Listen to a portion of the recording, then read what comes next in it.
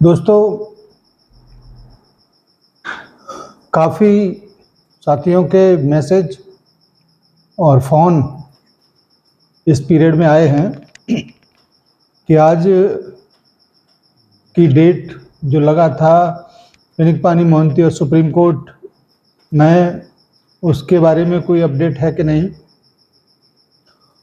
क्योंकि बहुत सारी आशाएं हमारे कार्यकर्ताओं को इस संबंध में हैं कि पोर्टल से कुछ जो दिशा निर्देश माननीय सुप्रीम कोर्ट के हैं वो किस प्रकार से होंगे और आगे की रणनीति क्या होगी और आगे किस प्रकार से हम लोगों का भुगतान होगा। इस संबंध में ये कहना है कि आज लगभग जो कोर्ट का सुनवाई था वो ज़्यादा देर नहीं चला है और कुछ खास डिमांड करते हुए सुप्रीम कोर्ट ने सीआरसीएस को निर्देश दिए हैं कि वो 18 तारीख को फिर से उपस्थित हो, जिसकी सुप्रीम कोर्ट को ज़रूरत है, क्योंकि सुनने में आया है कि 5,000 करोड़ रुपए और मांगने का डिमांड था, लेकिन उसको माना नहीं गया है। शायद सुप्रीम कोर्ट ने पूरा का पूरा डाटा जो डिमांड का है वो मांगा गया है और ऐसा भी हो सकता है 18 तारीख को जब वो डाटा प्रेषित करे तो जितना भी बैलेंस है वो पूरा का पूरा अमाउंट भी जारी किया जा सकता है। साथ ही साथ ऐसा भी उम्मीद किया जा रहा है कि सुप्रीम कोर्ट ने आज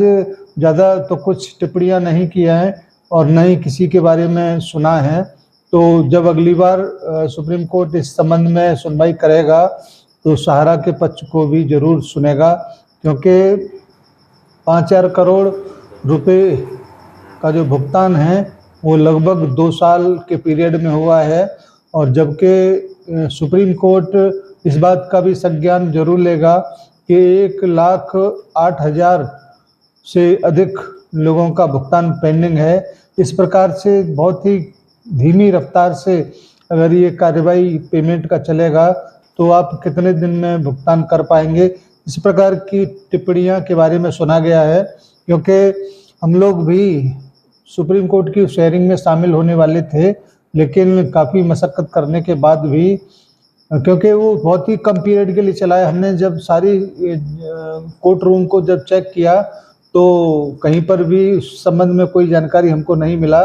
क्योंकि 5-10 मिनट के अंदर ये सारा टिप्पणियां होके मामला समाप्त कर दिया गया और अग्रिम जो डेट है वो 18/8 यानी कि केवल 7 दिन के बाद इस संबंध में सुनवाई होगी और पूरी तैयारी के साथ होगी। साथियों, मुद्दा आपके लिए ये ज़्यादा मायने नहीं रखता, क्योंकि सहारा से भी मामला ही सबसे बड़ा मुद्दा है और सहारा से भी मामले को लेकर जब कोई डिसीजन, जब कोई आदेश आएगा तभी आपको बेहतर राहत मिलेगा। आपका जो भुगतान का जो प्रक्रिया है, अगर सहारा परिवार के माध्यम से अगर होता है तभी आपको राहत मिलने की पूरी संभावना है। पूरी संभावना ही नहीं, पूरा तय है कि तभी राहत मिलेगा, क्योंकि सुप्रीम कोर्ट इस बात को शायद भली भांति अब समझ चुका है कि पोर्टल के माध्यम से जो भुगतान का प्रक्रिया है वो अगले 20 साल में भी पूरा नहीं हो पाएगा। इसीलिए कुछ खास दिशा निर्देश या कुछ खास बातचीत करने के लिए ही 18 तारीख को सभी पक्षों को बुलाया गया है। हम ऊपर वाले से ये जरूर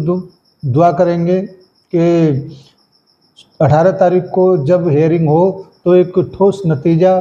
हमारे निवेशकर्ताओं का और कार्यकर्ताओं के हितों की सुरक्षा के लिए दिया जाए, जिससे उनका रोजगार भी बना रहे और हमारे जमाकर्ताओं का भुगतान भी उनके दरवाजे पर पहुंचाया जा सके। इस प्रकार का अगर कोई व्यवस्था होता है तो शायद इससे बेहतर कोई और बात नहीं हो सकती। सहारा और सेबी मामले को लेकर भी इस संबंध में अभी कोई लेटेस्ट इन्फॉर्मेशन तो नहीं है, क्योंकि इस संबंध में कोई बातचीत भी नहीं हुई है। तो ऐसा भी हो सकता है कि सारा सेबी का जो मामला मध्यस्थता के मामले में जो पेंडिंग में पड़ा हुआ है, उसको सुनने के बाद में ही इधर आपको कुछ और दिशा निर्देश देखने को सुनने को मिलें। तो ये तय हो रहा है कि धीरे धीरे आपकी जो समस्याएं हैं वो धीरे धीरे करके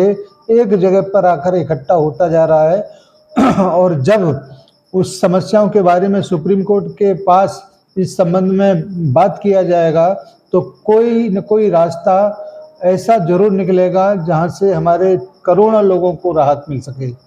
हम अपने तरफ से भरकस कोशिश करते हैं कि जो भी अपडेट सुप्रीम कोर्ट की साइड से आए आपके पास अविलंब पहुंचाया जाए, लेकिन कभी कभी ऐसा हो जाता है कि सूचनाओं को आने में भी देर लगता है, खोजने में भी देर लगता है।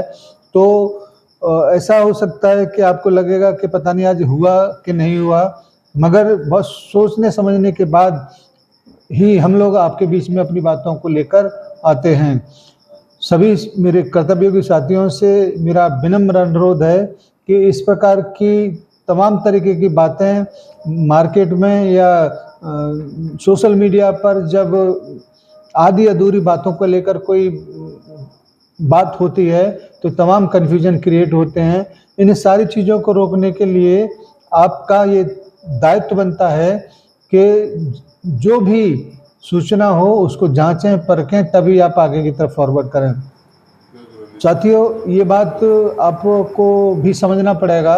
कि हमारे भी बहुत सारे कर्तव्य हैं कि हम झूठी बातों को, झूठी चीज़ों को इधर उधर फॉरवर्ड ना करें और भली बात समझने के बाद में ही अपनी बातों को